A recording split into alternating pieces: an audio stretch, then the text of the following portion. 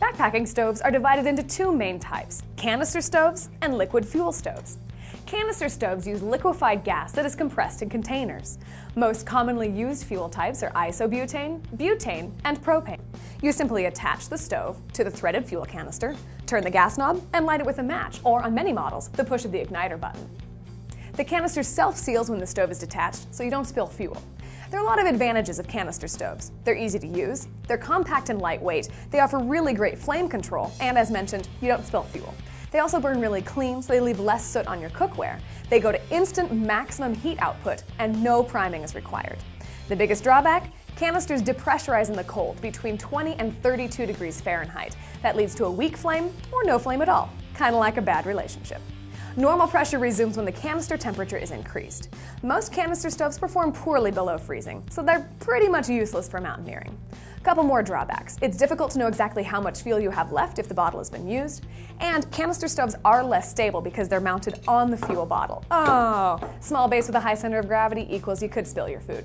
You'll experience reduced heat output over time as well. As the fuel is used, the pressure decreases. Liquid fuel stoves are the most economical long-term choice, and no other type of stove performs as well in cold weather. Liquid fuel stoves use a refillable fuel bottle that is manually pressurized with a fuel pump. Most stoves operating with liquid fuels must be heated or primed before the burner is turned on. This means you open the fuel valve very briefly without igniting the fuel so that it flows into the small pan down here. This small quantity of fuel is then lit and allowed to burn down. So when the fuel valve is opened again, the fuel vaporizes from the heat of the pan, and just like that, you're in business. There are quite a few advantages of a liquid fuel stove. They perform extremely well in cold weather, no matter what the elevation. Fuel is also inexpensive, and it's readily available. Also, it's a highly stable base, so it holds larger cookware, and you also only have to take the amount of fuel that you need, which allows you to reduce your pack weight. There's no canister to discard because you're going to reuse it, which means less junk in the landfill. Everybody likes earth-friendly. There are some disadvantages. Most do, as mentioned, require priming to operate. You probably want to practice with your stove at home before you actually need it so you do get the hang of it. Liquid fuel stoves usually have a higher initial cost, but it does pay for itself over the life of the stove because the fuel is quite a bit less expensive. There is a higher likelihood of fuel spills. You probably want to bring a small funnel just for pouring fuel into the canister to minimize spills. I'm not saying you're a slob. I'm saying you don't want to douse yourself with flammable liquids. It's a good general policy. They also are generally heavier when you're carrying them, which is another drawback, and it does require a separate purchase of a fuel bottle.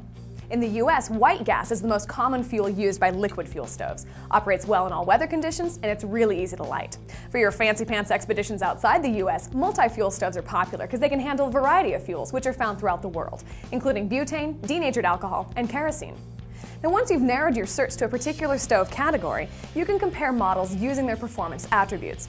You've got burn time. This refers to how long a stove burns using a given amount of fuel. You've also got average boil time, the time required to bring 1 liter of 70-degree Fahrenheit water to a boil. It's based on an average of 3 timed boils. Third attribute, liters of water boiled per 100 grams of fuel. This is the miles per gallon rating for fuel efficiency at full stove power. If you're using your stove at less than full power, they're even more efficient. There are some extra things you might want to have when you're using your stove, like waterproof matches, kind of a no-brainer, and also a windscreen. The heat your stove puts out can be blown away, making it take a long time to heat up your meal, and we all know you want your food. Most larger stoves come with built-in back and side windscreens. You'll be really glad to have them on cool, rainy, and windy days.